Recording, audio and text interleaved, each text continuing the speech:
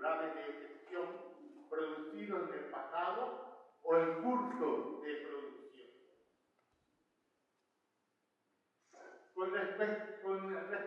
Como respuesta a la inmensidad de los problemas que plantean a los estados y a los organismos privados o mixtos, la gestión y la administración del patrimonio cultural, así como el incremento de los riesgos que implica para el consumo masivo e intensivo de la cultura, por ejemplo, la erosión turística,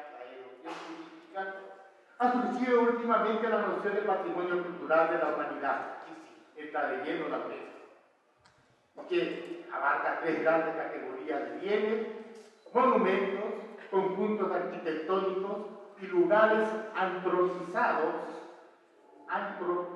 de valor excepcional.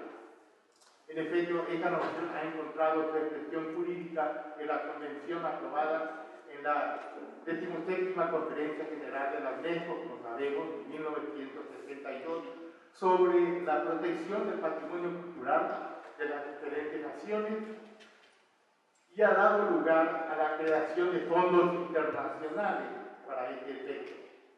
Finalmente, las naciones más industrializadas, que son también las que generan mayor contaminación y despilfarro de recursos en el orden, han inventado una noción emparentada con la última, la del patrimonio natural de la humanidad, a la que actualmente la UNESCO ha añadido la noción de patrimonio mixto, natural y cultural, que fue inicialmente definida en la citada conferencia como el conjunto de monumentos naturales, de formaciones geológicas y fisiográficas y de lugares naturales, cito, dice la UNESCO, que tengan un valor universal excepcional desde el punto de vista estético o científico.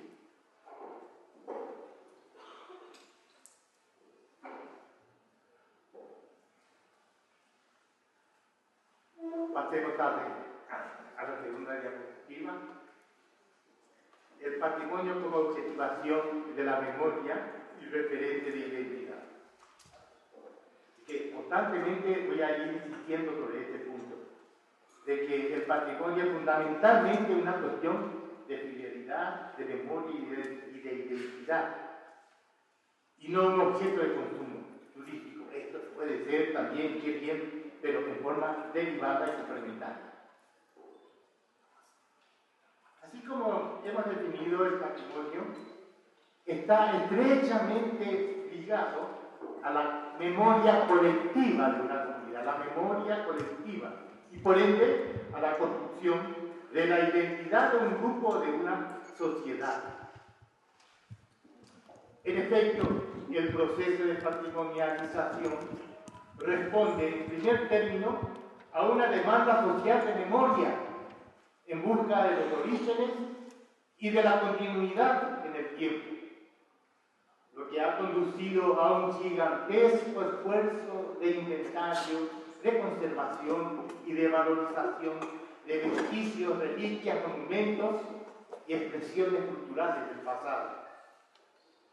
Y como la memoria es generadora y nutriente de identidad, responde también a la necesidad de crear y mantener una identidad colectiva mediante la escenificación del pasado en el presente. Por eso, los museos regionales y los museos tradicionales populares pueden llamarse también en Europa, particularmente en Francia, museos de identidad. Avancemos un paso más.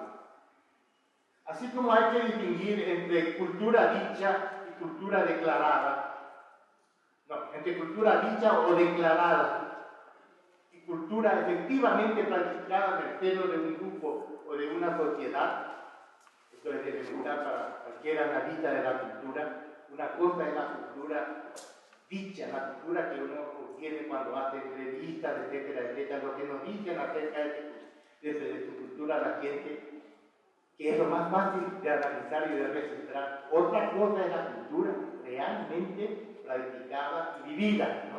Estas distinciones fundamentales en sociología de la cultura.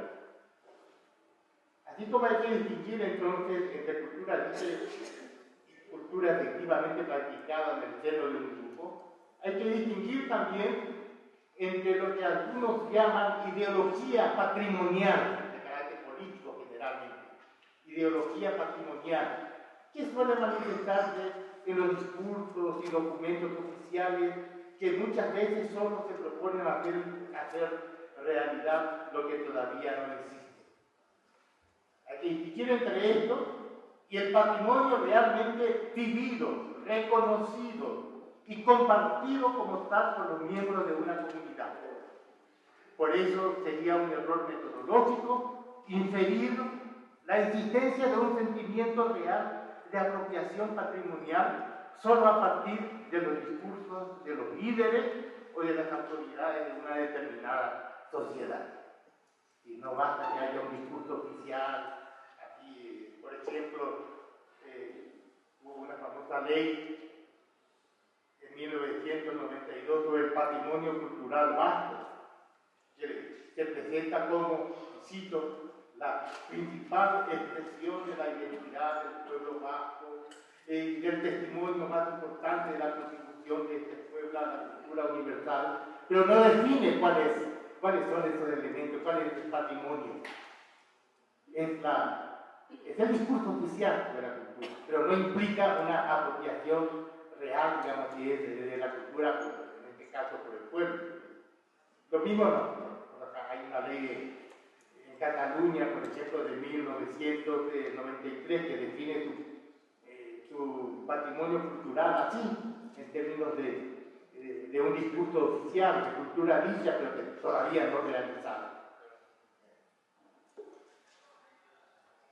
La patrimonialización selectiva, siempre bien sujeto del concepto de selección.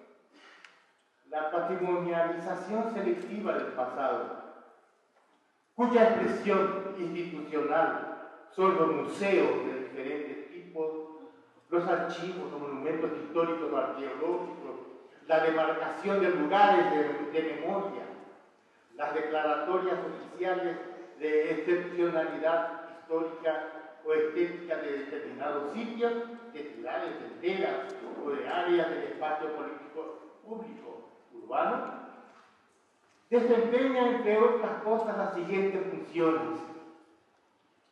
En primer lugar, alimenta, y esta es la función primordial, alimenta la memoria colectiva y la identidad de los grupos sociales en diferentes escalas. En segundo lugar, simboliza por metonimia, la parte por el todo, como en literatura, ¿no? En poesía, por ejemplo, hay la famosa metonimia de designar a la mujer por los ojos, ¿verdad? Ojos claros, serenos, y de dulce mirar, soy admirado por el que tiene mi saco. Y que los ojos de la mujer es la mujer por metonimia. Esta figura retórica, inicialmente, es fundamental en el ámbito de la cultura, la figura de la metonimia. Bueno. Así que simboliza por metonimia el conjunto de una cultura particular mediante la puesta en relieve de lo que se considera sus mejores ejemplares o exponentes. En tercer lugar, es otra función derivada, realza de cara al exterior la excelencia de la producción cultural del pasado, contribuyendo a presentar su prestigio y a suscitar la admiración de los extraños. Y por último, esto que debería ser una función derivada, pero que llega a convertirse en la función principal, frecuentemente el patrimonio cultural adquiere una valencia económica indirecta en la medida en que los bienes patrimoniales pueden convertirse, por ejemplo, en bienes de consumo turístico masivo que atraen a visitantes de diferentes latitudes. Generalmente no en todas partes, por supuesto. Esta es la orientación o la mentalidad de los gobernantes, de algunos gobernantes del Estado, por ejemplo, que utilizar los sitios arqueológicos, las zonas arqueológicas, fundamentalmente en este sentido, económico, ilustrativo. Pues pasemos ahora al punto 3, diapositiva 3. Ahora vamos a hacer algo que tal vez ustedes no se esperaban. Vamos a hacer una discreta crítica a las definiciones de la UNESCO del concepto de cultura y de patrimonio.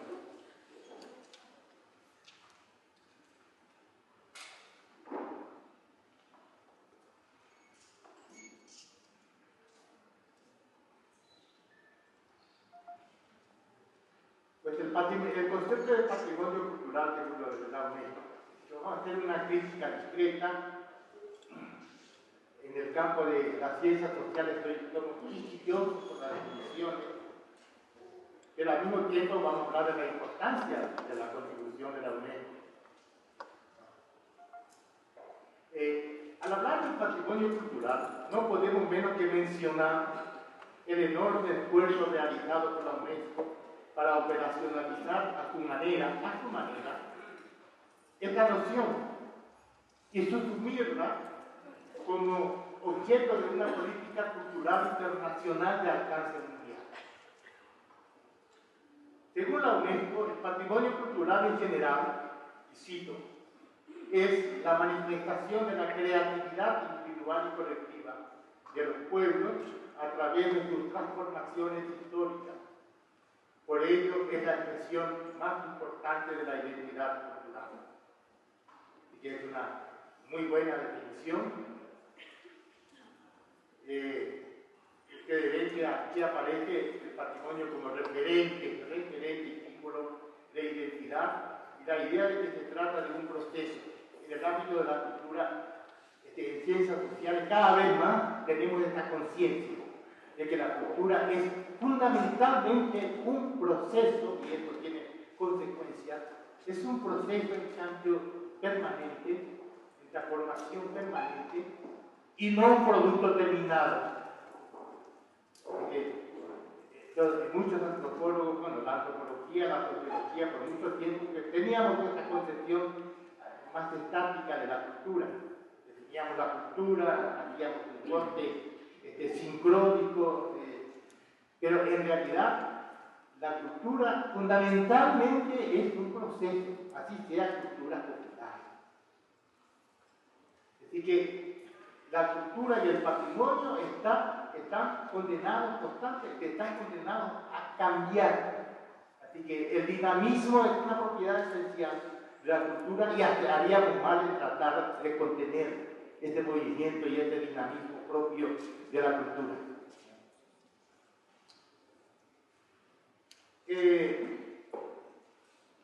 La UNESCO también introduce, el punto más discutido, ha suscitado cantidad de controversias en el ámbito de las ciencias sociales.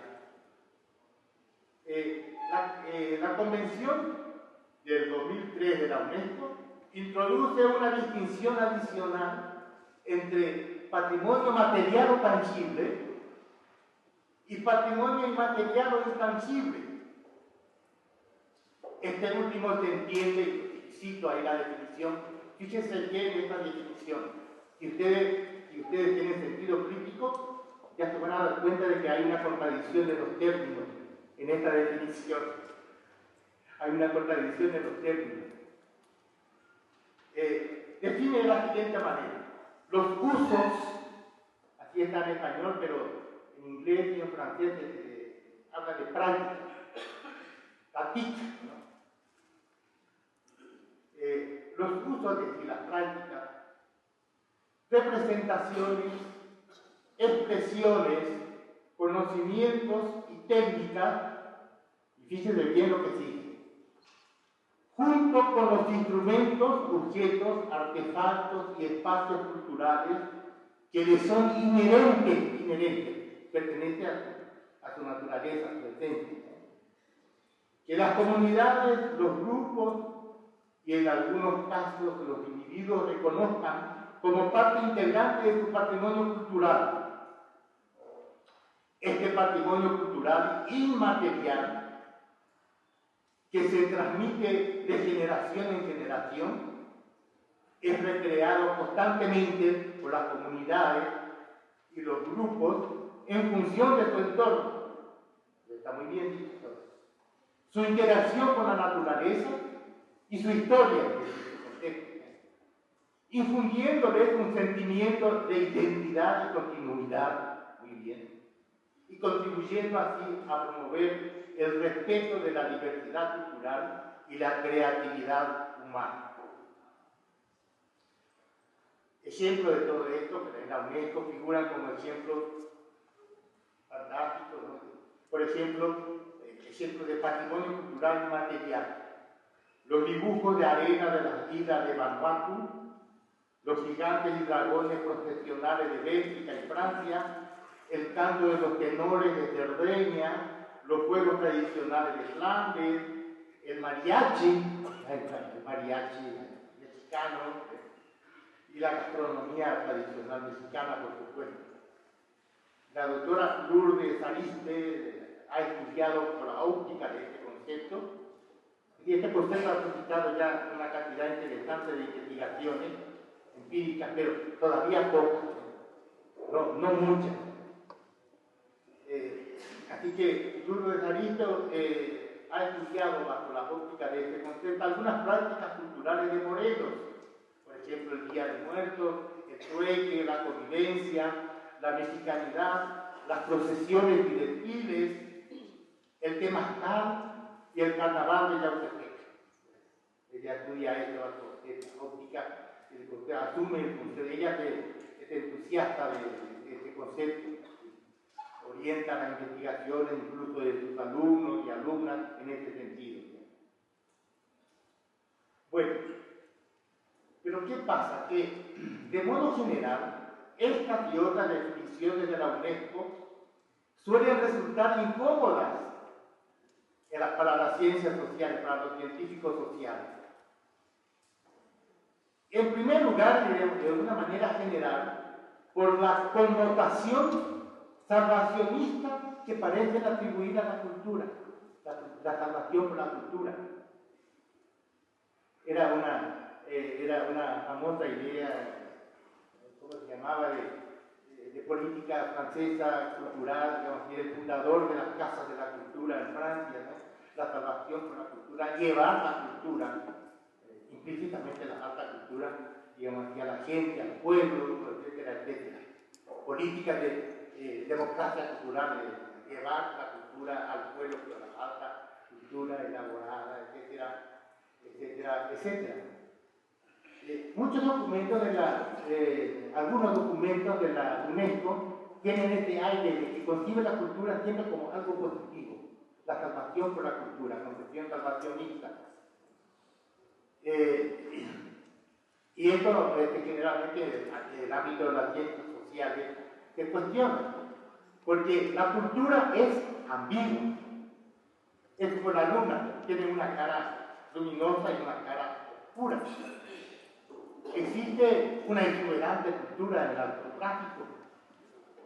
También entra dentro de la idea de la diversidad cultural de la UNESCO, la cultura del narcotráfico, que como ustedes saben, el narcotráfico se ha apoderado perfectamente, se ha apropiado de las culturas populares tradicionales, en el ámbito de la religión, en el ámbito, bueno, tiene su propia ética, los corridos, su propia lírica, tiene su propia religión.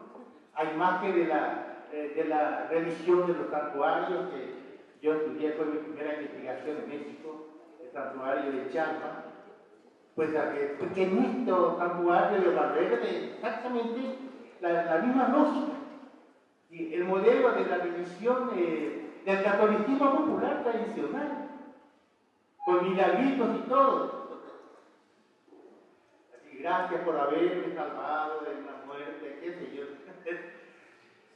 Existe, bueno, todo el sistema festivo del narco cultura popular. Muy bien, eso entra dentro de ustedes, ¿se acuerdan el famoso documento ahí sobre nuestra riqueza, la diversidad cultural? Eso entra también dentro de la cultura, la salvación por la cultura. La cultura es ambigua, no es la salvación. Entonces hay que tener en cuenta esto, el problema, aquí entra el problema de valorización de la cultura. En general, nuestros clásicos, sobre todo Gramsci, introducía esto, que la cultura necesita ser evaluada, y él tenía como criterio, por ejemplo, la capacidad de hegemonía, la capacidad de universalización de las culturas populares, etc. Así que, ni qué decir, Lenin también. Entonces, esta cuestión incomoda a los científicos sociales, una concepción demasiado salvacionista de la cultura, como si fuera la nueva religión de nuestra época. Pero bueno, también hay que tener en cuenta, hay que tener cuidado con esto, con una concepción tendencialmente patrimonialista de la cultura, en general, olvidando, esto es muy importante, olvidando que esta no es solo, la cultura no es solo herencia y tradición continuamente resignificadas o adaptadas en el presente. Es también invención y ruptura con la tradición. Ahí está. Ayer escuchábamos la magnífica conferencia de Néstor sobre, por ejemplo, la cultura así como entiende, como es creada, como es entendida, como es implementada por cierta franja de la juventud, no toda la juventud. Él lo dijo muy bien, una franja limitada, generalmente de la juventud escolarizada con capital cultural y con capital social, o si no, no harían lo que hacen. Entonces,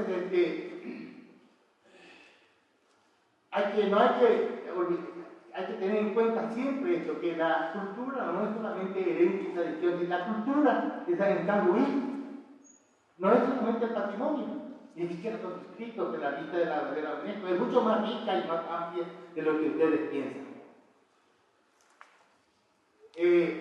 Como decía Michel de Certeau, tiene un texto fantástico en su libro La cultura plural, en este libro, dice Michel de Certeau, ustedes conocen, es un jesuita, que se ha hecho famoso, es increíble la influencia que ha tenido este jesuita, que ha venido muchas veces a México, hasta yo lo tuve en mi casa, como invitado, Michel de Certeau, porque había venido, no hay jesuita, estuvo dando conferencias en la Universidad Iberoamericana, ¿no? Y como yo también era en aquel momento profesor en la Universidad Iberoamericana, pues lo invitamos era un hombre encantador, finísimo, de una cultura, pero increíble. Bueno, ¿qué es lo que dice Michel de Certeau sobre la cultura?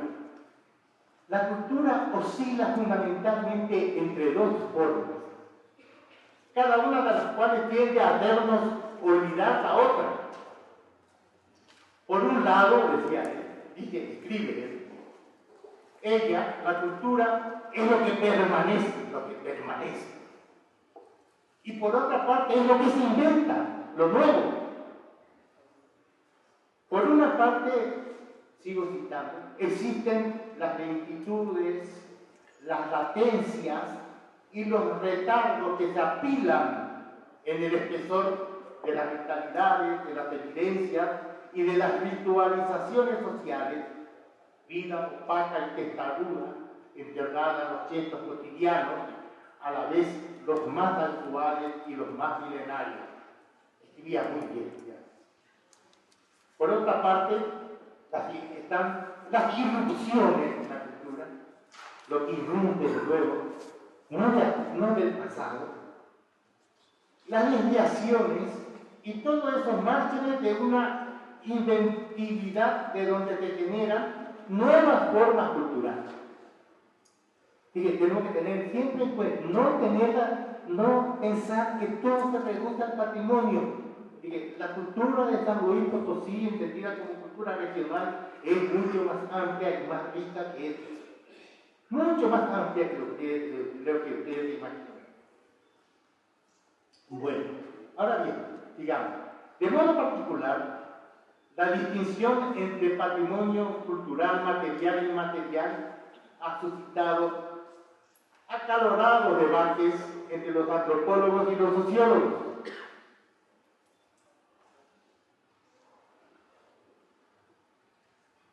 La definición misma de patrimonio inmaterial presentada por la UNESCO parece contradictoria en sus términos, ya que introduce elementos claramente materiales, cuando habla, por ejemplo, de instrumentos, objetos, y de que la cultura es supuestamente inmaterial, es indisociable, de instrumentos, objetos, artefactos y espacios culturales, es que eso no es tangible.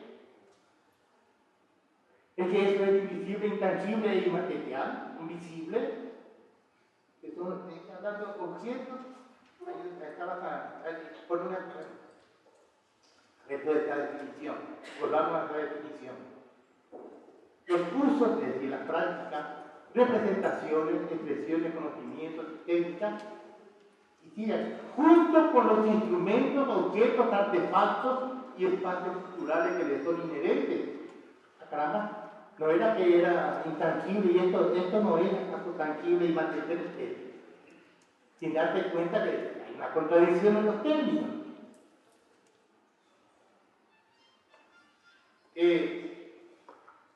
Por otro lado, esta dicotomía calificativa, que es tangible e intangible, también material e inmaterial, aplicada al patrimonio, carece de pertinencia en términos de, digamos así, teóricos en sociología de la cultura. Carece de pertinencia, ya que bajo cierto aspecto todo puede ser tangible en el ámbito de la cultura. Las representaciones mentales más abstractas pueden ser objetivadas en una expresión oral o en la escritura, y bajo otro aspecto todo puede ser intangible o inmaterial, ya que los artefactos culturales más pesados y visibles son también símbolos, es decir, son significantes portadores de un valor invisible, como la significación.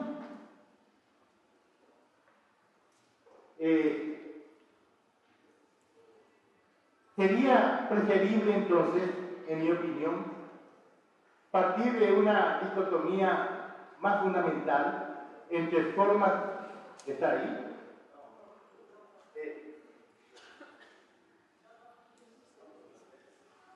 Sí, ya, hay que pasar a la otra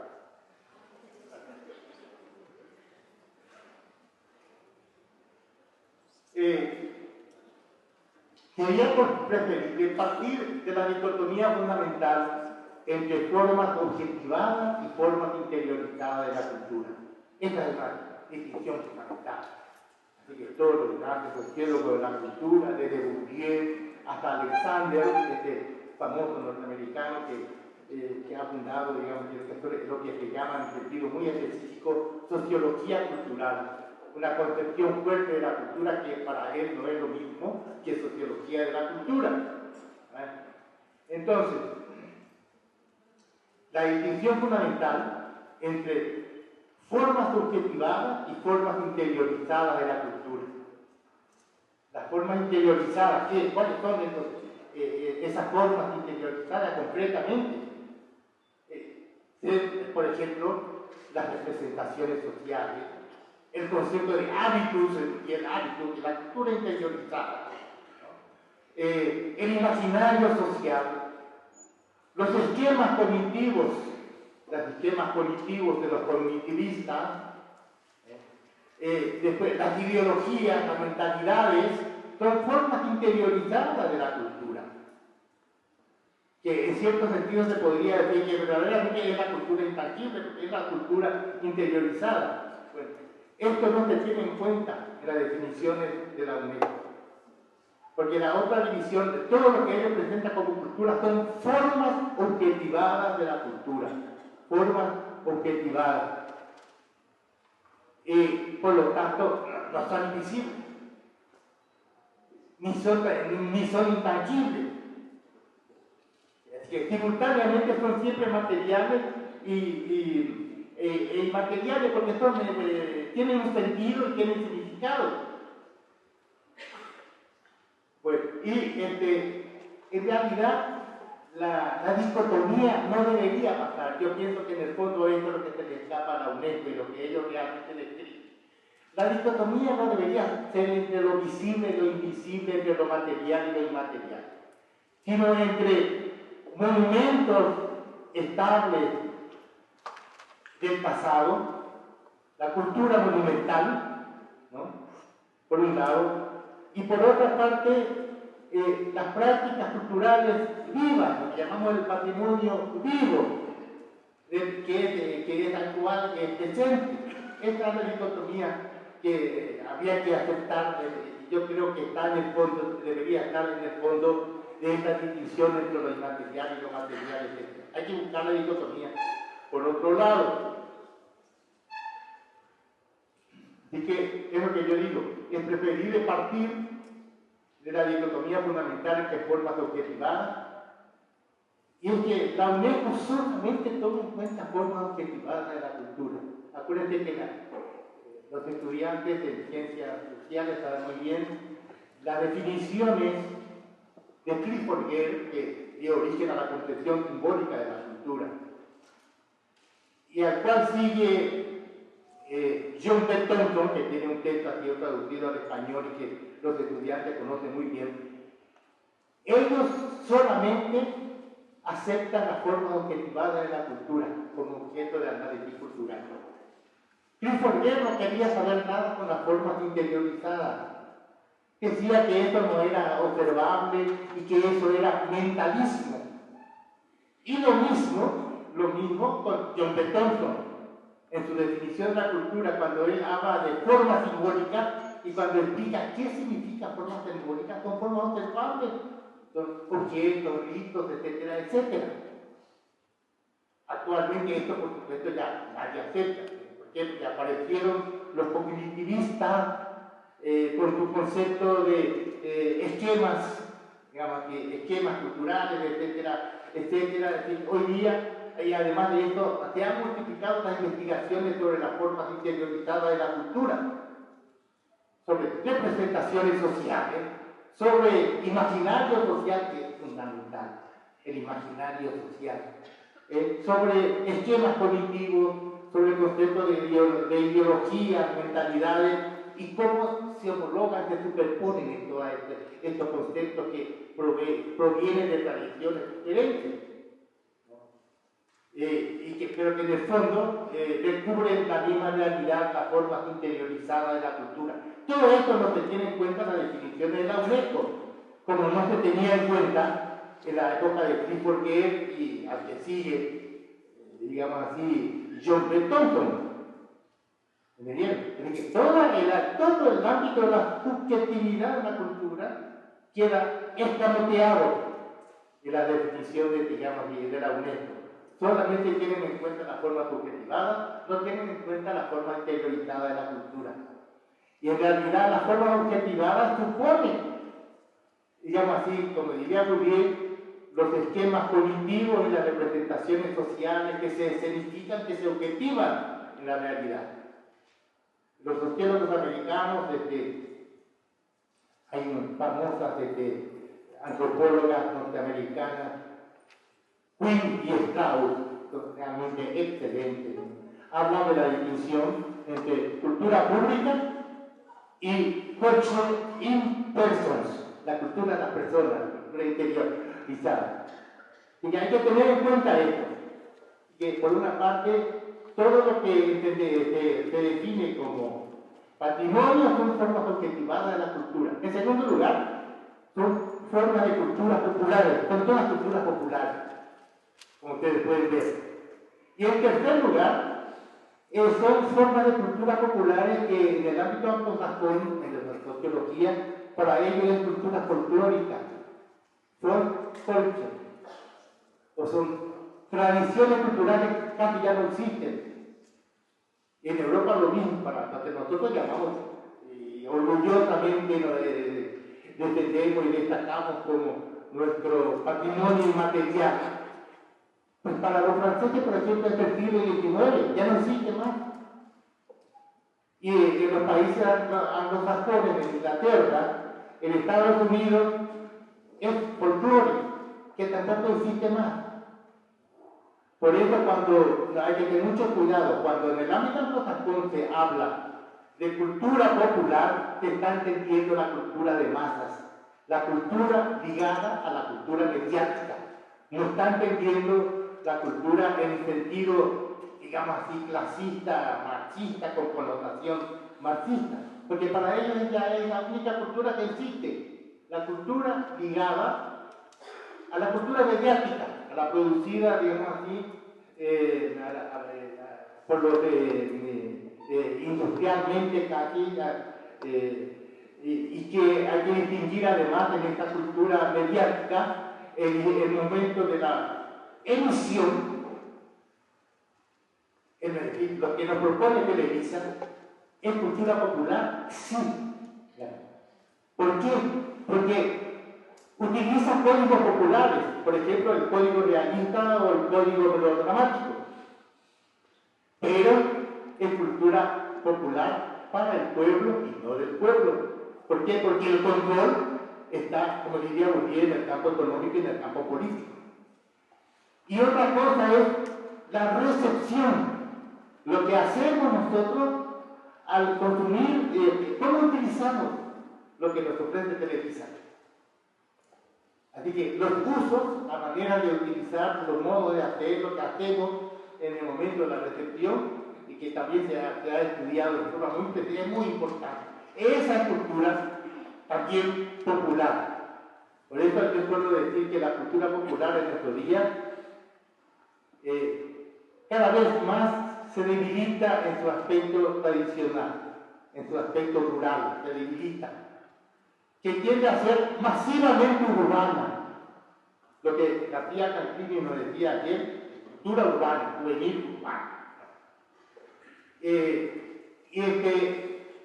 Por lo tanto, la cultura popular en este momento en México todavía es importante, tiene una gran vitalidad, las tradiciones, vamos a llamar tradiciones populares.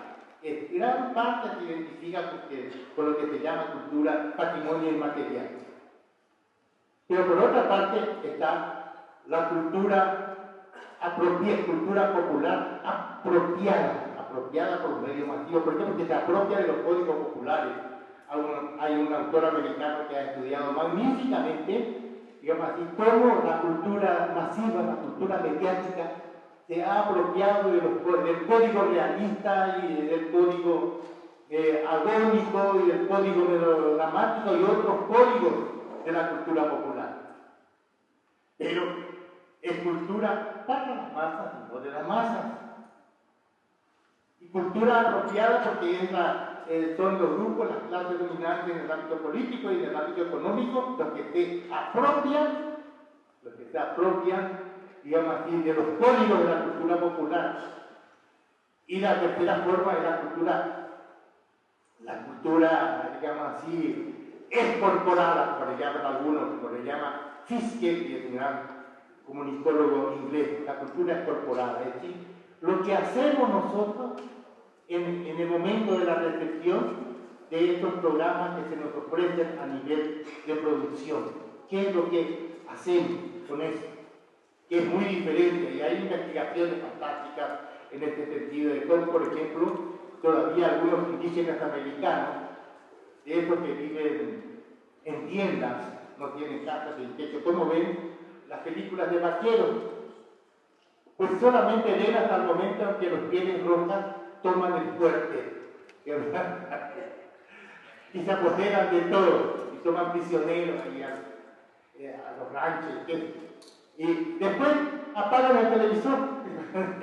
No quieren saber nada de la revancha. O bien cómo los australianos, por ejemplo, se han apropiado de cómo usan Rambo, la película Rambo y toda la serie de Rambo, ¿no? Nada de contexto de Guerra Fría, ni el americano valiente, invencible, nada de eso, ¿no? Para ellos es algo así como por el color y demás cosas representantes de Curranza y a ellos la lucha de Rambo con los oficiales, con el ejército, etcétera, etcétera, se parece a la lucha que ellos tienen con los propios oficiales australianos que siempre están atrás. La interpretación siempre es diferente y esto es cultura auténticamente popular. Así que hay que tener en cuenta esto. Actualmente la cultura popular es urbana y es, por una parte, cultura mediática a nivel cultura expropiada, los códigos se expropian, no los contenidos, y por otra parte es cultura excorporada, porque si analizamos qué es lo que hacemos, cuál es el uso que hacemos de la cultura mediática a nivel de recepción, van a ver ustedes que damos un sentido completamente distinto. Y la sociología, por ejemplo, británica, los estudios culturales famosos de Birmingham, ahí hubo un famoso autor y director de esta escuela, Hall, ¿no? Distinguía las diferentes lecturas posibles de los medios. La lectura conforme, tradicional, conformista, me trago todo lo que me ofrece Televisa, la cultura, la recepción negociada, que yo le añado algo, y la recepción, digamos así, opositiva, en contradicción. Hay diferentes formas de lectura de los medios masivos. Pero muy importante tener en cuenta es actualmente la cultura popular es disociable y está ligada a la cultura de masas, no podemos disociarla, este es un hecho, y la cultura de masas es la cultura de homicidio.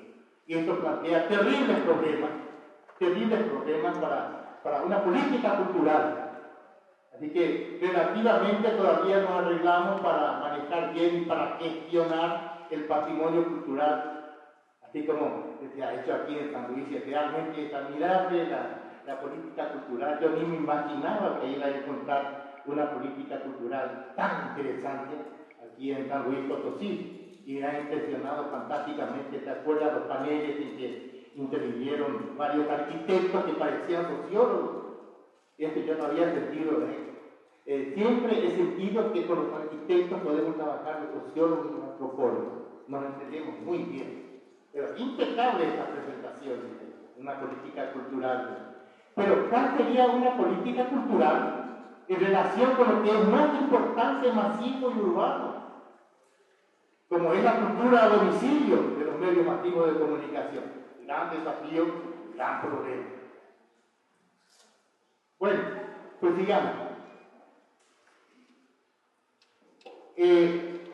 Otras críticas apuntan a la idea misma de patrimonialización, por decreto, ¿no? Patrimonialización aplicada al patrimonio supuestamente intangible o inmaterial, ya que supone la traslación acrítica de las prácticas de la curaduría, es decir, cito a un autor fantástico, la aplicación de métodos museológicos, colecciones, documentación, preservación, presentación, evaluación e interpretación, a prácticas vivas. Así que cuidado, este es un problema que hay que evitar un escollo. Un escollo. No museificar lo que son prácticas vivas, dejar que se desarrollen en su propia lógica y dejar que la decisión sea tomada por sus portadores. Entonces, este es un escollo que hay que evitar, hay que tener en cuenta por el momento. Así que, como la patrimonialización nos lleva a veces a aplicar, y esto es de Bayard, 2008, tengo mi bibliografía, Verne y de Michel también.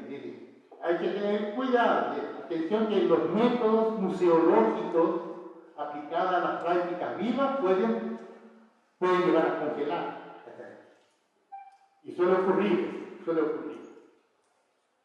A estas críticas se añaden otras que atañen a los conceptos claves en la idea y en la implementación del patrimonio inmaterial, como son los de salvaguardia y autenticidad. En efecto, la UNESCO enfoca toda su política cultural desde la perspectiva de la salvaguardia del patrimonio vivo, pero los críticos en ciencias sociales nos advierten, cuidado, esto podría conducir a su fosilización y a su desvinculación de los contextos sociales dentro de los cuales se crean y se recrean. En otras palabras, la protección y el cuidado del patrimonio inmaterial no debería entorpecer o refrenar el dinamismo y la metamorfosis permanente que forman parte de su esencia según los diferentes contextos.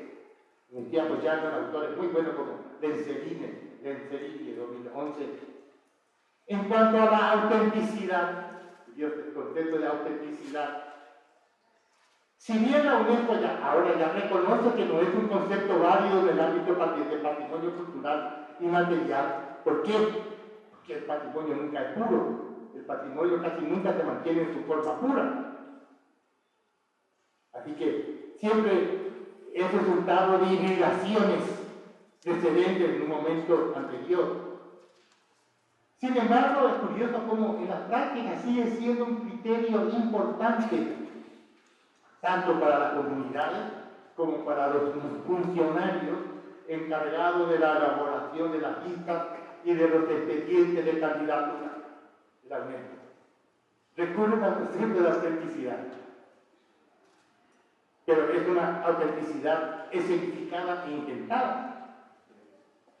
No podemos manejar este concepto de en ciencia de la cultura, el problema de la valorización, y estamos valorizando constantemente el patrimonio, se valoriza, pero ¿en qué términos? Sería muy interesante estudiar esto, cómo se valoriza y estudiar todos los argumentos de la UNESCO para aceptar en sus listas, por ejemplo, determinados patrimonios, los argumentos. En general son valoraciones de tipo histórico, de tipo estético. Por ejemplo, de lo que acaba de pasar ahora con el desierto del altar, los argumentos de por qué el desierto del altar, sus contrastes significativos, en fin, aspectos estéticos, y esta cuestión es sumamente discutible. Es muy difícil encontrar fundamentos válidos, digamos así, para valorizar objetos culturales. Es muy difícil. Por eso Bourdieu hablaba de que la cultura en general pues es un conjunto arbitrario. Este es un problema, por último está el problema de las listas, tanto la representativa como la de salvaguardia urgente, que según algunos críticos tiene un carácter selectivo y excluyente con base a criterios imprecisos y frecuentemente arbitrarios. Y esto que sigue, ¿no? Que implica una visión taxonómica y fragmentaria de la cultura. Es decir, lo que llaman a veces cultura en ítems. Que la realidad nunca funciona así la cultura, cuando uno va a hacer trabajo de campo. Además, introduce de hecho una jerarquización acrítica, sin criterios, ¿no? Dentro de su ámbito. El problema de la vida. Frente a esta serie de críticas y de incomodidades en el ámbito de las ciencias sociales, los funcionarios de la UNESCO pueden responder que los conceptos y las definiciones contenidos en sus documentos no pretenden satisfacer, dicen ellos, estándares científicos de las ciencias sociales, sino que tienen un carácter pragmático y operativo, en la medida en que son resultado de convenciones y solo reflejan los acuerdos logrados entre los representantes de los Estados miembros de la organización. Yo mismo he escuchado de parte de funcionarios de la UNESCO, me acuerdo de una reunión en el DF de la sección de Latinoamérica y el Caribe de la UNESCO, ¿no? Cuando yo le proponía estas críticas, me dijeron, nosotros no tratamos con sociólogos, tratamos con gobiernos. y así lo dicen, ahí hay este autor, este fantástico, es un científico social, Cherise Carnada, 2011, que estuvo en la convención desde sus inicios. Fíjense lo que él mismo reconoce. La regla aplicada durante la redacción de la convención, así como en los procedimientos para su implementación, puede resumirse en una sola palabra: consenso. Consenso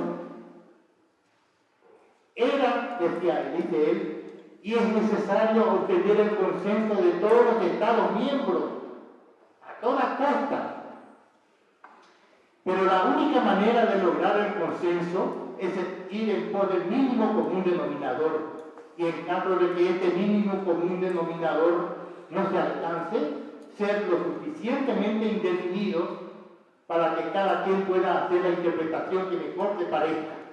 Incluso desde el concepto de patrimonio inmaterial. El resultado, dice él, fue un texto que todos pueden interpretar como guste, y el cual resulta en consecuencia aceptable para todos. Bueno, estas son las críticas que hacemos desde el punto de vista que tenemos que tener en cuenta para evitar ciertos escollos que, sobre todo en una política cultural orientada a la salvaguardia del patrimonio cultural. Pero no podemos prescindir de la UNESCO por razones operativas y políticas.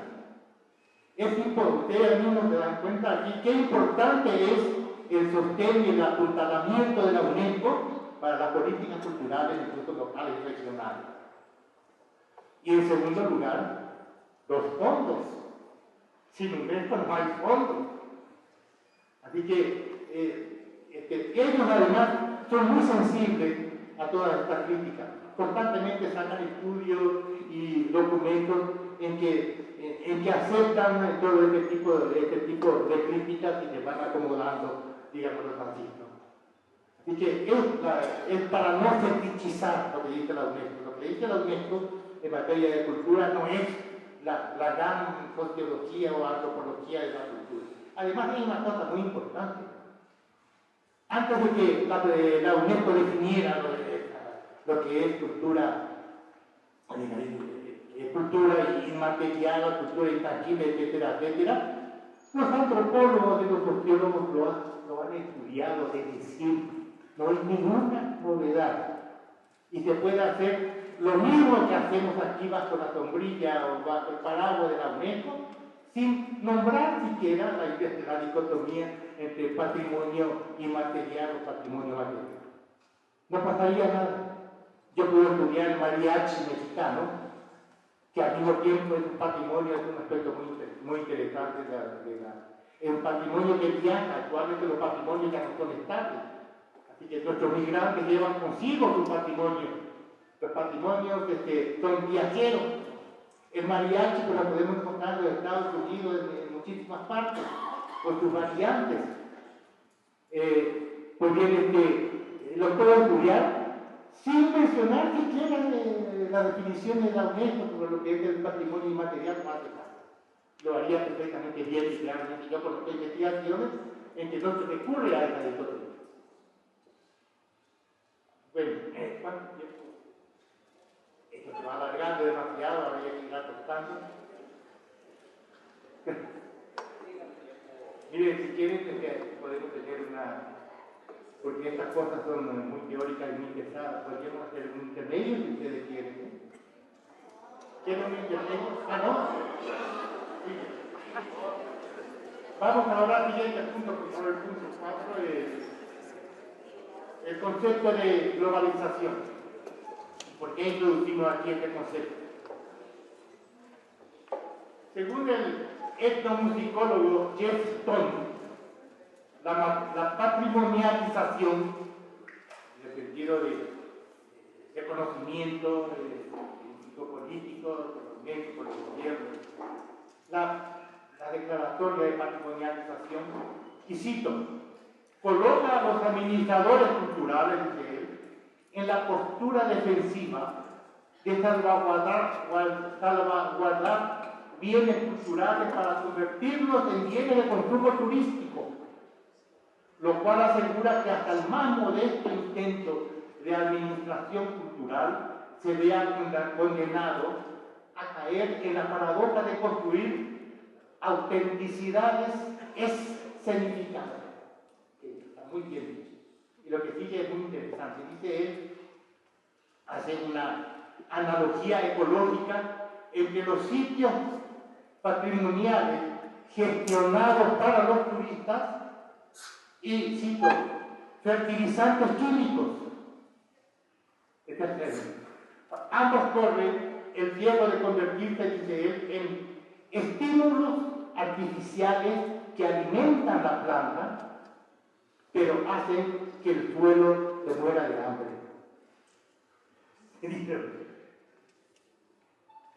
Esto nos lleva al problema de la mercantilización del patrimonio cultural en vista del turismo de masas, que es el gran consumidor de todos los patrimonios, sean estos naturales o culturales, materiales o inmateriales. Y como el turismo de masas es un fenómeno vinculado a la globalización, la cuestión que planteamos ahora es el siguiente: ¿cuáles son los desafíos que debe enfrentar el patrimonio cultural de los pueblos en el contexto de la globalización económica? La respuesta exige dilucidar brevemente lo que entendemos por globalización. Si pretendimos de lo que Bourdieu llama la doxa de la globalización, puras ideas mediáticas, asumimos el punto de vista de la economía política, sobre todo y financiera, la globalización puede ser definida simplemente como la expansión a escala planetaria del orden capitalista bajo su modalidad neoliberal. Designa, por lo tanto, la fase más reciente del capitalismo y del marco político que le ayuda a prosperar. En cuanto a su modalidad neoliberal, sobre esto le he dado cursos de este es un problema, el problema de la globalización, la financiera y económica, la cultural y la política, qué tema. En cuanto a su modalidad neoliberal, la globalización ha reactivado la creencia del liberalismo clásico en las virtudes redistributivas del mercado mediante el libre juego del mecanismo de los precios, lo que requiere la no interferencia del Estado y el abandono de toda pretensión de regulación. En el ámbito de los negocios, el único papel del Estado sería el de facilitador de la dinámica del mercado mediante la desregulación y la apertura total de sus fronteras a la libre circulación de dinero, bienes, servicios y capital. Por eso el neoliberalismo propugna el libre intercambio y el adelgazamiento del Estado, que implica no solo su retiro del mercado, sino también la dimisión de sus responsabilidades sociales y culturales y su tendencia, el traspaso de la gestión de los bienes culturales a la iniciativa privada sobre pretexto de rentabilización. A esto sería el paraíso del neoliberalismo, es lo que quisieran, digamos, las grandes empresas, empresarios. Así que tener franquicias sobre nuestros sitios arqueológicos y lucrar indefinidamente sobre esa base.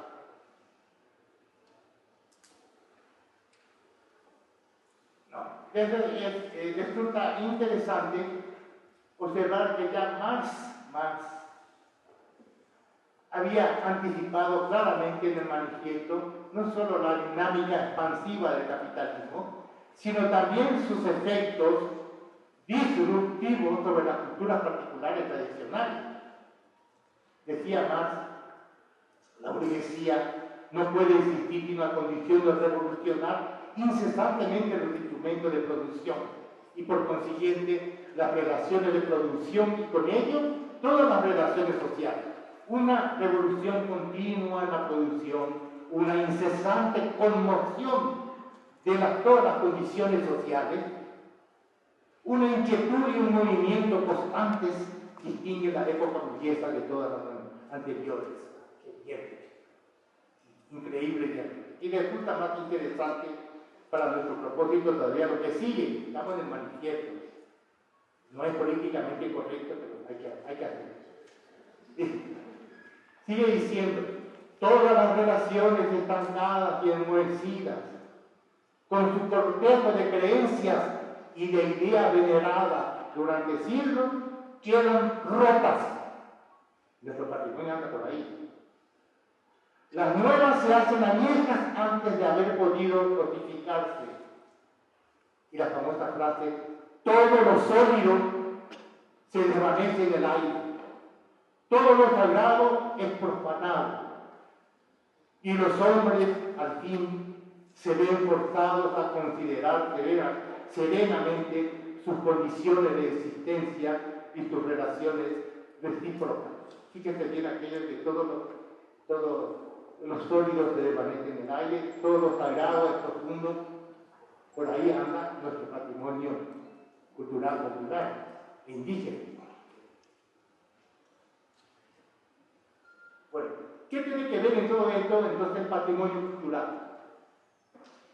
En mi opinión, la mayor amenaza que se cierne sobre el patrimonio cultural en el marco de la globalización neoliberal es su devaluación paulatina en cuanto a expresión de una cultura particular fuertemente territorializada, debido a que resulta disfuncional para la lógica homogeneizante y desterritorializada de los mercados globales. A las grandes empresas transnacionales no le parece un gran negocio esto de andar con el patrimonio. En efecto, lo que hemos llamado patrimonio cultural forma parte, estamos en el punto 5, por favor, la diapositiva 5.5. Lo que hemos llamado patrimonio cultural forma parte de las culturas particulares, nacionales o regionales, como el núcleo emblemático y significativo de las mismas. Las culturas particulares se contraponen a las industrias culturales globalizadas y se definen como la configuración compleja de formas simbólicas elaboradas y producidas por un determinado grupo humano a lo largo de su historia con el fin de dar sentido a su vida y de resolver su problema vital. Este tipo de cultura es por su propia naturaleza particularizante. Ustedes se dan cuenta perfectamente bien de todas las reuniones, todos los que se dijo en las sesiones precedentes, ¿no? Es decir, que tienen por naturaleza particularizante, social y geográficamente localizada, y sobre todo diferenciadora con respecto a los otros. Aquí está la identidad. ¿Qué es la identidad colectiva? En San Luis Potosí, por ejemplo, es la representación social compartida por la comunidad, la representación social ampliamente compartida, digamos así, de determinados legados culturales como marcadores y diferenciadores con respecto a otros. Esa es la identidad. Así que por eso siempre esta cultura, esta forma de cultura particular, está disponible como matriz potencial de identidad. Ahora bien, esta característica entra en contradicción directa con la lógica homogeneizadora de los mercados globales, que necesitan de consumidores estandarizados, flexibles e intercambiables con tarjetas. Bueno, que no esté limitado por lealtades nacionales, regionales o locales muy fuertes. No está la lógica de la globalización económica y financiera. Por esto, ya de años atrás, los ideólogos de la globalización anunciaban el advenimiento de una cultura planetaria llamada a superar las culturas firmemente arraigadas y vegetando, las religiones sólidamente atrincheradas y las identidades nacionales demasiado diferentes. Esto lo dijo nada menos que el antiguo consejero del expresidente Carter, el fundador de la Comisión Trilateral Czesinski, Wisniewski, Czesinski. Añádase a esto la retórica masiva y omnipresente de los apóstoles de la globalización que predican la desterritorialización de los procesos culturales, la disolución de las fronteras, el debilitamiento de los poderes territoriales, incluidos los de los estados nacionales, y la muerte por asfixia de los particularismos locales y la supresión de las excepciones culturales. No está en la lógica de la globalización. Dentro de este panorama se puede delinear tres escenarios posibles para el futuro del patrimonio cultural. Uno, su depreciación paulatina como repertorio inerte y frío de un pasado cultural premoderno, radicalmente incompatible con la dinámica de la globalización y de la modernidad. Segundo. Dos, puede ser también su recreación y revitalización a través de políticas de resistencia que contrabalanceen la ofensiva neoliberal contra las culturas de identidad y de memoria. Es lo que hemos observado aquí, que las políticas culturales del Estado están en esta línea. Y qué maravilla, y qué sorpresa más agradable encontrar una política, digamos así, cultural vigorosa que el Estado de San Luis. Yo ni me imaginaba. Tenía la mala impresión de otros estados, pero qué fantástico y qué tradición había que ver esta historia, de dónde viene digamos así, esta importancia de la cultura de San Luis del Potosí desde su época más antigua, la época de los liberales, etcétera, etcétera. Había que estudiar mejor, pero para mí ha sido una sorpresa. Creo que para García Campini también. Así que esto. O bien, en la tercera opción posible, su transformación en mercancía de consumo en vista del turismo global,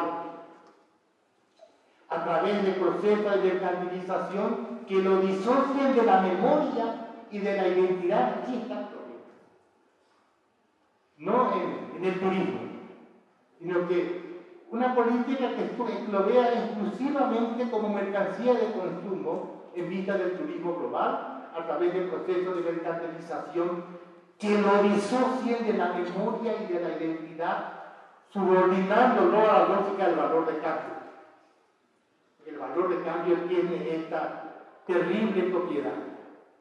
Es capaz de absorber y de englutir todos los demás códigos, incluidos los códigos culturales de valor de uso. Y que todo se puede convertir, absolutamente todo se puede convertir en mercancía. Incluso el patrimonio cultural local y tangible, en mercancía. Desde el punto de vista neoliberal, solo este último escenario podría salvar la cultura patrimonial, sobre todo en tiempos de adelgazamiento y crisis fiscal crónica del Estado. El Estado ya no puede apechugar con todo esto. En efecto, el mercado capitalista también se interesa, al mercado capitalista también le interesa el patrimonio cultural, pero solo como cultura de consumo y en cuanto a mercancía rentable, lo que paradójicamente equivale a un tratamiento no cultural de la cultura. Hacia esta dirección se encamina ciertas políticas que plantean la necesidad de superar la concepción romántica del patrimonio, proponiéndose confiar a empresas privadas la custodia y la rentabilización del patrimonio histórico y cultural según el sistema de las franquicias, este es el gran sueño neoliberal. Y secretamente de los gobiernos. De hecho, esta es la práctica habitual fomentada por la política cultural de los gobiernos estatales en México, no de todos, como ya sabemos, es decir, por los gobernadores. Basta con recordar los festivales anuales de Taquín, amenizaron su última versión por la banda de los Tigres del Norte, en el recinto de las pirámides convertido en escenografía exótica y transfigurado psicodélicamente por juegos de luces y colores. Hasta me volví poeta. Y para citar aún casos más que han tenido más eco y un poco más escandalosos, recordemos la serie de conciertos y recitales organizados desde el 2008 por la entonces gobernadora de Yucatán, Ivonne Ortega Pacheco, en Chichén Itzá. Y decía ella, fíjese, para apoyar el turismo, adicionalmente, para apoyar el turismo y celebrar el nombramiento de la zona arqueológica como maravilla del mundo. A pesar de la oposición del Instituto Nacional de Antropología y Historia, y particularmente de los profesores e investigadores de la institución, que son más bravos, increíblemente, cómo se bate por la defensa del patrimonio cultural nacional, no regional. Fue así como ya en 1997 el tenor Luciano Pavarotti fue el primero en ofrecer un recital de este tipo en la ciudad maya. En 2008 le siguió Puerto Plácido Domingo, en 2010 Elton John y Sarah Brightman, y por último en 2012 el Beatle Paul McCartney, a quien le escribimos una carta colectiva redactada por los profesores del INAH diciéndole que atención, que el sentido de su música no iba en este sentido de profanar un patrimonio cultural como Chichén Itzá. Pero perdimos, pues. Así que los académicos de Lima argumentaban en una carta de petición dirigida a Paul McCartney que la zona arqueológica de Chichén Itzá, cito, es un bien nacional de gusto común y dominio público, adscrito al sistema educativo de los mexicanos, y por lo cual ninguna persona en lo particular o en grupo puede lucrar con ella, o lo que es lo mismo, obtener beneficios o ganancias, ya que las mismas serían ilícitas e ilegales. Además, lo más interesante, los únicos incluidos de este tipo de recitales, etcétera, son pues los descendientes de los creadores de la zona arqueológica, ¿no? Porque para entrar hay que pagar cuotas altísimas. Se dan cuenta de la falta de sentido de este tipo de cosas. Lo que en última instancia se cuestiona no es tanto la utilización de los sitios arqueológicos como escenario de espectáculos artísticos, que podría aceptarse si fuera discreta y se tomaran las medidas pertinentes para preservar su integridad. Por ejemplo, no meter ahí multitudes que erosionan el sitio arqueológico. Sino lo que se critica es la explotación exclusiva y unilateral de la función económica indirecta del patrimonio, reducido casi exclusivamente a mercancía de consumo dentro del mercado turístico, olvidando su función primordial como referente de memoria y de identidad, y consecuentemente excluyendo de su uso y usufructo a lo que la propia UNESCO llama portadores de cultura. En efecto, el patrimonio cultural es primordialmente una cuestión de fidelidad, de memoria y de identidad, y solo secundaria y derivadamente de rentabilidad y mercado. La pirámide. Pasar al punto 6, por favor. Y aquí está la propuesta de gestión, mi propuesta, hacia una gestión equilibrada del patrimonio cultural.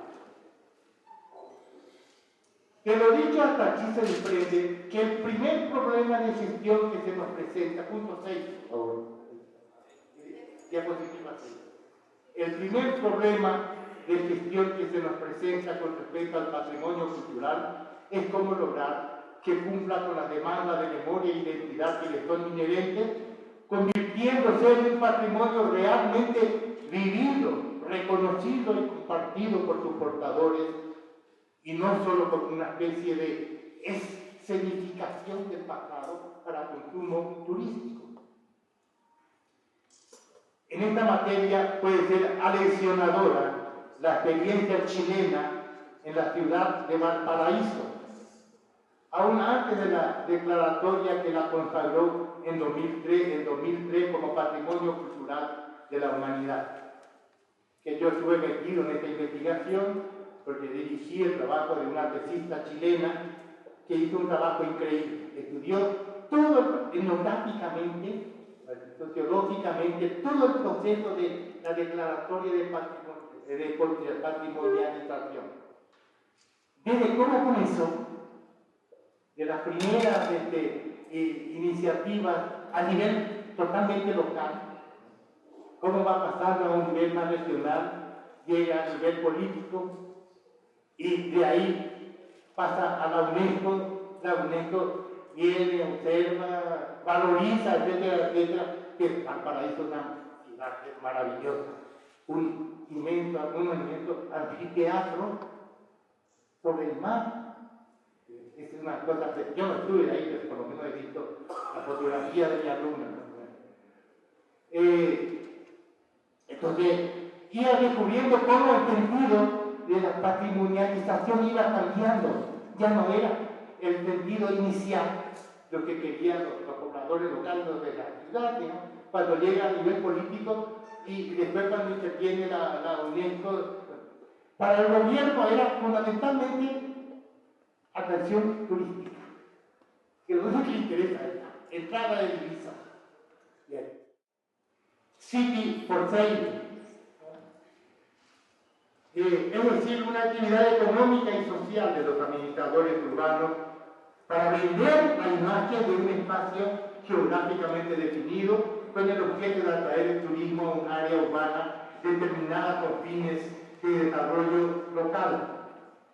En este caso se rehabilitan ciertas áreas, se remontan vialidades como ocurre en el DF. Se definen, se valorizan determinadas perspectivas, se rescatan inmuebles, se definen circuitos de recorrido o se pintan fachadas exclusivamente en vista de los turistas y para los turistas. Es decir, para acomodarse al ojo del turista, que está el problema. Los sociólogos americanos dicen tourist gaze, el ojo del turista. Tratamos de acomodar todo al ojo del turista. Ojo que también es construido y organizado y reforzado por las grandes empresas del turismo mundial. De este modo, los turistas son aislados de la realidad de los lugares que visitan, guiados por tours y cadenas de hoteles que los hacen viajar dentro de una especie de burbuja que no permite conocer la ciudad real. Y como esta actividad y servicio tienen poco que ofrecer a los residentes tradicionales, constituyen prácticas excluyentes que muchas veces terminan desplazándolos de sus propias áreas y convirtiendo las zonas turísticas en zonas museo o en espacios estériles. Bueno, es hora de llegar a las conclusiones. Esto se está volviendo largo. Punto 7. A lo largo de este trabajo hemos tratado de reconstruir la noción corriente de patrimonio cultural de una manera teórica y conceptualmente aceptable. Del mismo modo, hemos tratado de clarificar la noción de lo tangible y de lo intangible, articulándola con la distinción más fundamental entre formas objetivadas y formas interiorizadas de la cultura. De lo que parece inferirse algunas conclusiones provisorias que consignamos a continuación de modo sintético y condensado. Primero, el llamado patrimonio cultural no es toda la cultura de un grupo o de un país o de un estado, sino solo una selección valorizada de la misma que funge como simbolizador privilegiado de sus valores más entrañables y emblemáticos. No debe confundirse del todo con la parte que lo simboliza metonímicamente. 2. En países pluriclasistas o multiculturales como México, por supuesto que no existe solamente el famoso patrimonio nacional, real o presuntamente compartido. Existen también segmentos populares, las regiones y grupos étnicos que tienen su propio patrimonio cultural valorizado, aunque no sea reconocido por la UNESCO. Con otros términos, el patrimonio cultural en México no es un círculo con un solo centro de Estado, sino en todo caso un conjunto de múltiples círculos intersecados o superpuestos, cada uno con su propio centro. Por ejemplo, aquí, en el Estado. Por ejemplo, el patrimonio de los grupos étnicos se define frecuentemente por la percepción valorizada de su núcleo cultural fundamental, constituido por la religión, sistema de cargos, las prácticas rituales acompañadas por variedades artísticas, una lengua nativa, asociada con una lírica y una narrativa propia, en fin, un determinado repertorio musical, todo ello en el contexto de una territorialización marcada por geosímbolos, el concepto de geosímbolo es fundamental en sociología de la cultura. Ustedes tenían uno que ya no existe más, el Cerro de San Luis. Siempre pensábamos que era el geosímbolo de San Luis, pero las mineras acabaron con el geosímbolo de ustedes, sin geosímbolo. Entonces, geosímbolos que funcionan como referente de identidad. 3. El patrimonio cultural no debe concebirse como un repertorio museable de artefactos inertes, cosificados y mineralizados, sino como un capital vivo incesantemente divertido, reactivado y resematizado y renovado en el seno del grupo de referencia. Esto lo tiene muy claro la ley, está muy bien. Una buena ilustración de esto es la manera en que el campesinado mestizo del sur se relaciona con su patrimonio de corrido. Yo lo conozco bien porque mi esposa se ha especializado en estudiar el corrido. No lo considera como un repertorio muerto y folclorizado, sino como un repertorio siempre vigente y actual, renovable, capaz de dar voz, contenido y sonoridad oral a sus aspiraciones, conflictos y luchas actuales por la tierra. Más aún, el corrido como género se ha convertido por una especie de metonimia histórica que lo liga a la Revolución Mexicana, en símbolo por excelencia de las luchas e insurrecciones campesinas y por extensión también en todas las luchas sociales, incluidas las luchas étnicas. Donde hay luchas sociales y étnicas por la tierra, está presente el corrido. Incluso en la época de la insurrección zapatista, hay corrido del zapatismo, magnífico, que ellos cantan, conocen muy bien. Cuarto, el contenido de lo que se llama patrimonio cultural debería enriquecerse. Por una parte, meter también adentro lo que llamamos bienes ambientales, que en nuestros días son considerados, por ejemplo, en geografía cultural. Los bienes ambientales son una subespecie de los bienes culturales, ya que constituyen el entorno ecológico que define la calidad de vida y el bienestar estético y espiritual de los grupos humanos. Aquí se incluiría todo el conjunto de las bellezas naturales que un autor italiano que aprecio mucho, Alibrandi se divide en dos tipos generales: bienes paisajísticos, bienes urbanísticos. El primero incluye a su vez subtipos como áreas naturales, áreas ecológicas, paisajes artificiales, mientras que el segundo se refiere a la estética del paisaje urbano y pueblerino. Pero hay muchos elementos de lo que llamamos bienes ambientales, forman parte del patrimonio cultural valorizado por los grupos étnicos y campesinos, ya que constituyen verdaderos geosímbolos. Aquí entra el concepto de geosímbolo, con respecto a los cuales se define el sentido de pertenencia socioterritorial y de la comunidad.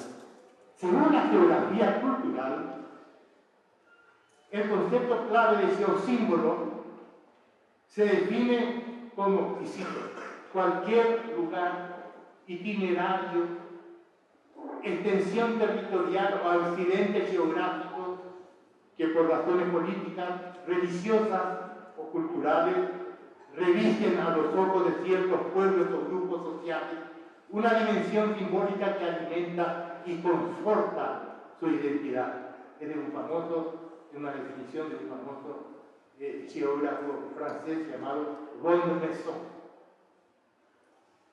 Desde este punto de vista se echa de ver fácilmente que los bienes ambientales, como son las áreas ecológicas, los paisajes naturales, urbanos y pueblerinos, etcétera, etcétera, deben considerarse también como parte del patrimonio cultural de la comunidad y como formas objetivadas de la cultura. La idea del patrimonio natural, preconizada por la UNESCO, inicialmente contrapuesta a la de patrimonio cultural, pero después inventaron una categoría intermedia, el patrimonio natural mixto, supuestamente donde interviene la mano del hombre. Escamotea la calidad cultural de los bienes ambientales por sí mismo. Y ya no puede, esto lo conocen muy bien los geógrafos culturales, ya no existe más una naturaleza pura y edénica, no existe paisaje que no haya sido, donde no haya intervenido la mano o la presencia humana, ya no existe eso. Todo paisaje cultural no cabe ya distinguir abruptamente entre naturaleza y cultura. Así que, como hacen a veces nuestros indígenas, es curioso esto.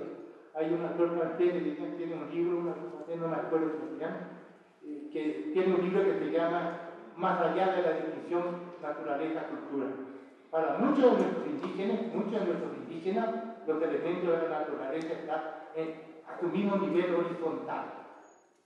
Hay un imaginario horizontal, no ya vertical, allá arriba. Dios, después la creación del hombre como imagen de Dios, después los animales, después los vegetales, todo. Esto implica un imaginario vertical.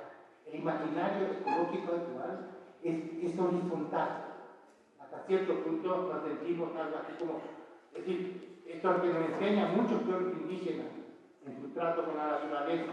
Para ellos son como hermanos, como parientes. Su imaginario es horizontal. Esto es muy importante. Esto lo estudiamos en la teoría del imaginario social, por ejemplo. Nosotros tenemos sumamente metido en la mente, en esta mentalidad, el imaginario bíblico, que es vertical, radicalmente vertical. Que sacamos todas las conclusiones, claro, lleva al capitalismo, porque podemos explotar los recursos de la naturaleza infinitamente, no importa que agoten, porque supuestamente está al servicio del hombre. El imaginario ecológico actual es horizontal, forma parte, digamos así, de la trama de la vida a un nivel horizontal, tanto los animales como nuestro medio ambiente, los vegetales, etcétera, etcétera. Y para una educación en materia de cultura ambiental es fundamental cambiar el imaginario bíblico que todavía permanece profundamente anclado, digamos así, en nuestra mente de generación en generación. Finalmente,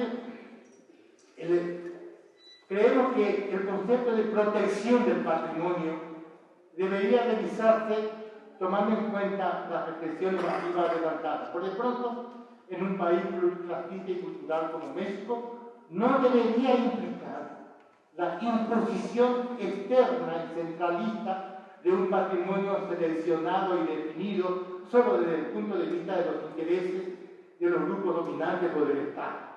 Más bien debería implicar el respeto y la articulación de la pluralidad de los patrimonios, tal como son definidos y delimitados por los propios grupos, regiones y estratos sociales interesados, sin excluir, por supuesto, la definición históricamente heredada de los símbolos nacionales, ya que se trata de delimitar culturalmente a la nación, que para mi sorpresa esto está muy bien entendido aquí en la política cultural de este Estado. Como hemos escuchado en sesiones precedentes, esto lo entienden muy bien, qué bien. Con otras palabras, más bien se debería respetar y promover la iniciativa cultural de los grupos y estratos sociales en la definición de su propio patrimonio valorizado. No es otro el sentido de lo que suele llamarse política de democracia cultural. Y muchas gracias por su paciencia, por haber dado.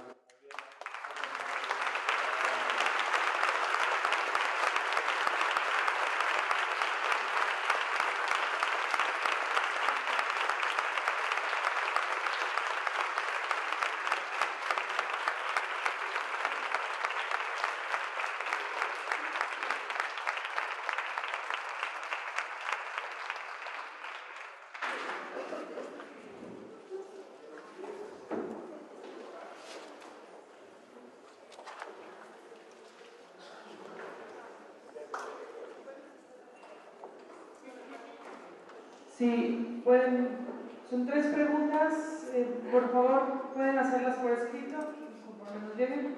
Hay una pregunta en lo que llega por escrito. Muchas gracias. Las tengo preparando toda su conferencia, excelentísimo maestro, porque sabía que esto iba a suceder en lo que se escribe y acabamos. Esto es muy directo. Inició usted su exposición diciéndonos que iba a ser de naturaleza teórica. Me atrevo a decir que más bien fue de naturaleza política. Desde el punto de vista académico, usted remarcó este retorno a Gramsci, es políticamente incorrecto. Mencionó usted a Marx, su maravillosa poesía, políticamente incorrecta, por lo tanto, mi intervención también será políticamente incorrecta, en la medida de que señala usted que es una sorpresa para usted que San Luis Potosí con tanta efervescencia cultural, estaríamos diciendo. Créanme que para los que nos dedicamos a esto desde hace 30 años en San Luis, también es una sorpresa.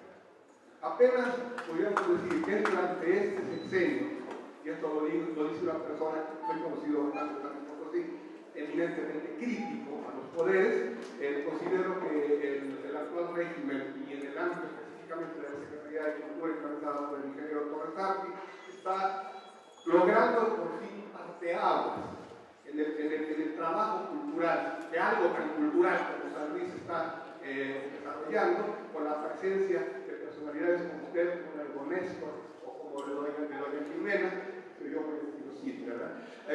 Que realmente han venido, ya no a echar luz, ¿no? Realmente a poner todos los reflectores hasta del mundo, porque usted es el contexto de la UNESCO, planteando propuestas de alcance mundial, de alcance de transformación colectiva del ámbito cultural de la naturaleza mundial. Por lo tanto, mi pregunta va a ser mucho, ya con todo ese contexto.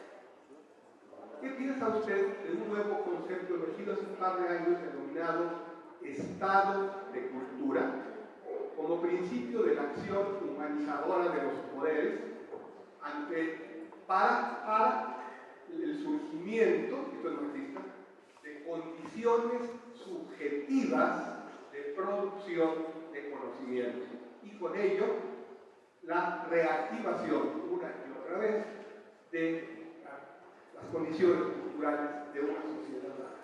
¿Le aclara mi pregunta? Concepto de Estado de Cultura como principio de acción humanizadora del Estado, ¿sí? Para las condiciones subjetivas de producción de conocimiento. Pienso que tiene que ver con el concepto de política cultural de cualquier manera. Un Estado que se preocupe de la cultura. Hay que tener en cuenta que hay 3 concepciones de política cultural. Lo que se llama política cultural carismática, que apoya a los creadores. Por algún tiempo fui vecino de un poeta mexicano, apoyado por Bonaculta, que vivía de esto, de hacer poesía. Así que esta política, digamos, tiene, sobre todo en el ámbito del arte, de apoyo a los creadores.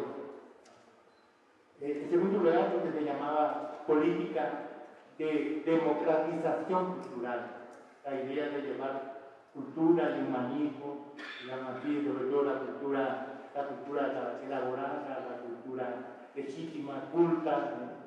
Por ejemplo, a la provincia, al pueblo, se suponía que dentro de este concepto que tiene un origen francés,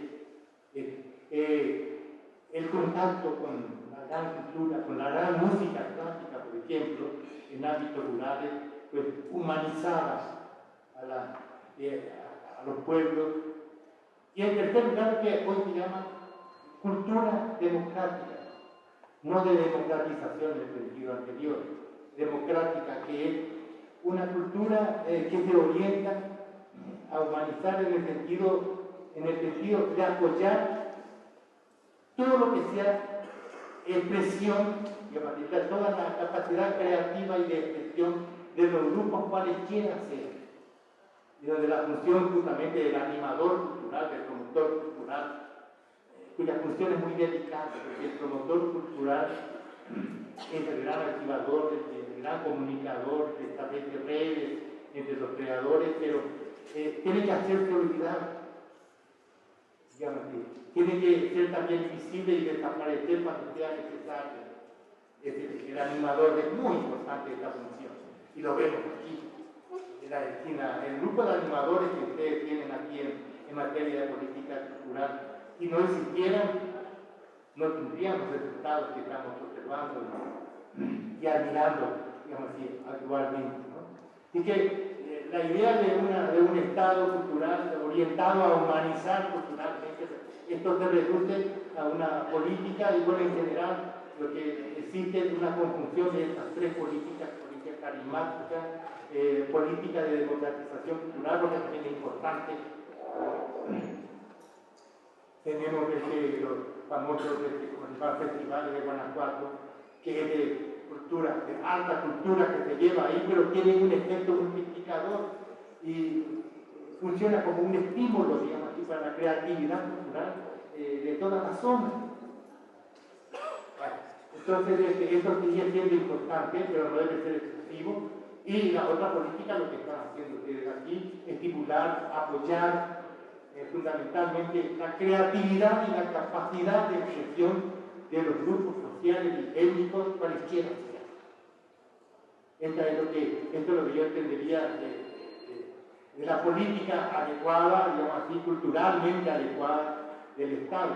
No que el Estado rija, sino que sea promotor, a través de la promoción de la cultura y de apoyo a los diferentes actores del campo cultural, como son los creadores, como son los receptores, como son los grupos sociales.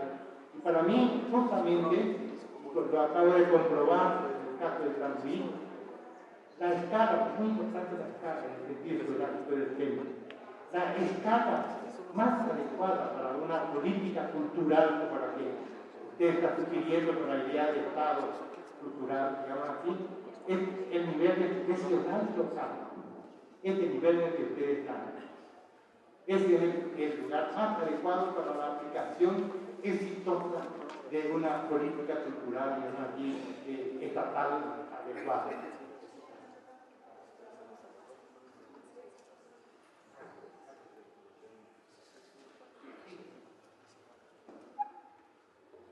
¿Cuál es el efecto de la falta de asesoría de especialistas en cultura y no solo en políticas culturales para la UNESCO, que la delimitación del patrimonio? No, es que no es que falten especialistas en la UNESCO, que hayan trabajado con especialistas de primera línea, no crean que no. Sino que lo que pasa es que estaba dominada por que trataba fundamentalmente de convenciones entre gobiernos, y los especialistas no tenían más remedio que acomodarse, digamos así, a las convenciones y a las exigencias de los gobiernos. Así era muy importante para mantener la organización, porque si no, no se podía mantener la organización. Así que tal como se pretende, y es bastante democrática, además. Ustedes saben que en la UNESCO no están ni los Estados Unidos ni Gran Bretaña, porque ellos quisieran el control de esa institución y no se lo permitieron. Así que intervienen los especialistas, pero tuvieron que adaptarse a las exigencias de los delegados de los gobiernos para definir tanto los conceptos como las políticas internacionales de la UNESCO. Y son bien conscientes de las dificultades y cada vez más van admitiendo los problemas, pero también se dan cuenta de que la cuestión es de convenciones de Estado y ellos no están haciendo ciencias sociales. De cualquier manera, los conceptos siguen siendo ricos y uno puede utilizarlos perfectamente, pero teniendo cuidado por esa transformación. Es tan importante tener una visión teórica global acerca de la cultura, para utilizar inteligentemente incluso los conceptos de la UNESCO. Así que, por eso yo decía al comienzo que no hay nada más práctico que tener una buena teoría de conjuntos sobre la cultura, para que uno se ubique bien dónde está y ubique su papel y qué es lo que está haciendo. Y evitar algo así como un etnocentrismo de sus tareas, ¿no? Como el trabajo en patrimonio cultural, pienso que eso es lo más importante de la cultura, pero no es así. Que hay muchas cosas que hacer, como lo que acabo de decir, la gran cultura mediática a nivel de proposición de creación y de recepción. Todo comunicado, Córdoba sabe o debería saber ahora que el momento de la recepción es absolutamente decisivo en el análisis de los medios de comunicación.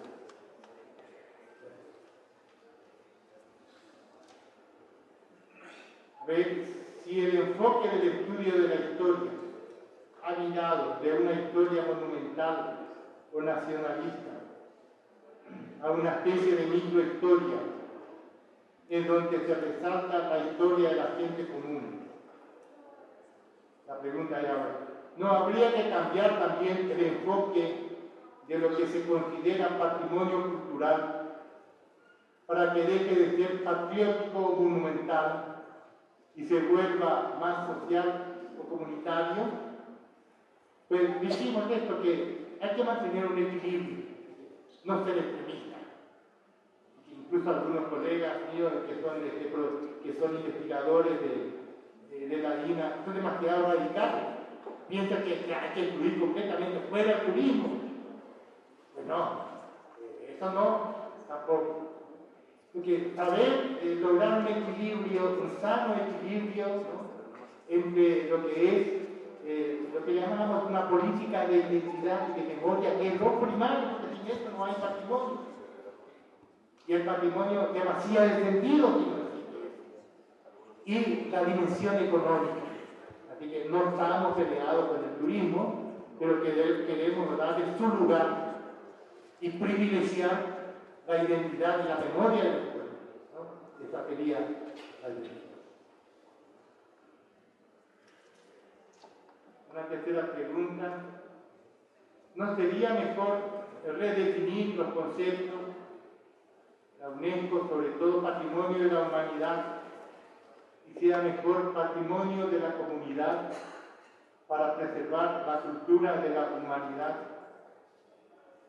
por el hecho del daño que se han tenido los sitios que masivamente destruyen estos lugares, o sea, valorar más la comunidad desde fuera para que ellos se valoricen. Bueno, es una propuesta que había que hacer también. Discutir comunidad por humanidad, pero no es muy importante. Incluso el concepto de comunidad es sumamente ambiguo. ¿Qué se entiende por comunidad? Tenemos un problema con este concepto desde la época de la famosa distinción, la dicotomía comunidad, sociedad. ¿Qué se entiende por comunidad? Y además hay que tener en cuenta que estamos viviendo en época de globalización y la dimensión global es muy importante. El patrimonio de la humanidad para mí sigue siendo importante. Y es cierto que hay, digamos así, hay monumentos y cuando uno ve lo que está en lista, tanto en la lista representativa de la UNESCO como en la lista, ¿cómo se llama?, de peligro, de generación, no sé cómo se llama eso, uno ve que hay riquezas que son realmente de interés mundial. Y yo no quería que fuera solamente patrimonio exclusivo y cerrado de una sola comunidad. Y la dimensión global en situación de globalización es muy importante, hay que mantener todas las escalas. Lo importante es excluir algunas escalas, no excluir algunas escalas. Pues eso es todo. Muchas gracias, doctor.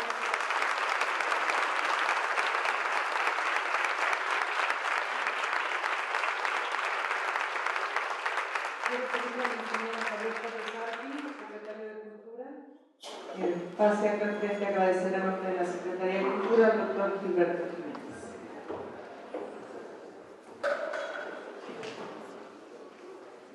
Doctor, muchas gracias. Quise subir aquí de nuevo, como ayer, estuvieron ayer en mi video. Fue un espectáculo desde aquí, maravilloso, ver este público reunido para una conferencia que, aunque decimos que es, para los que estamos bien interesados en cultura, aparentemente es práctica, pero que es muy teórico para todos los demás. Es una conferencia muy teórica que nos deja muchísimo por alguien que ha estudiado y ha pensado en estos problemas toda la vida. Yo hubiera querido que nos dejaran aquí una de las láminas, porque quería apoyarme en eso, pero la cito de memoria. En una terminaba diciendo que el problema era el equilibrio, y eso es lo que voy a tratar de decir. Vivimos, por supuesto, en un mundo teórico, pero desde Ortega y Gasset se habló del hombre de pensamiento y el hombre de acción. Y lo importante de nuevo es el equilibrio. Necesitamos al hombre de pensamiento, pero necesitamos al hombre de acción. Y el hombre de acción está sumergido en la realidad de todos los días, en el odiado presupuesto y el odiado mercantilismo y en todas esas cosas como las tenemos que vivir. Por supuesto que tuvimos un concierto ayer muy bonito, que podríamos decir que fue cultural, pero tuvimos a Mijares y a Emanuel, que reunieron un montón de gente y les pagaron 2,000 pesos por entrar. En ese mundo nos movemos. Sin embargo, lo que estoy viendo aquí, el nivel que se ha manejado aquí es verdaderamente como para tener fe en que estamos trabajando por el camino bueno. Ahora vi el patrimonio escenográfico y me acuerdo que cuando yo estaba chiquilla en el tercero de primaria, la geografía de San Luis Potosí tenía en su portada el salto, cosa que no existe. El salto era la cascada que representaba el estado de San Luis Potosí y se la comió una planta de 18,000 kilómetros que hoy por hoy no son nada, pero siguen sin tener el salto. Bueno, vamos a tener pronto el lanzamiento de la campaña del orgullo por el orgullo. Pero de nuevo aquí tenemos que tener un equilibrio. No nos tenemos que encerrar en San Luis. Nosotros, el orgullo por lo nuestro es para poder colocarnos dentro del ámbito mundial. Primero nacional y luego mundial. Cuando volví a mi tierra me di cuenta de que nos faltaba a los potosinos tener eso, orgullo por lo nuestro. Entonces de ahí es no para quedarnos metidos en la tina de cangrejos jalando a los demás para que nos suban, sino todo lo contrario. Tenemos que tener orgullo, valorización de lo nuestro para irnos más allá. No podemos vivir fuera del mundo, pero lo tenemos que vivir desde nuestro lugar. Felicito mucho a los organizadores, a los conferencistas, esta presencia de gente un domingo a las 9 de la mañana. Para mí eso es mágico. Muchas gracias.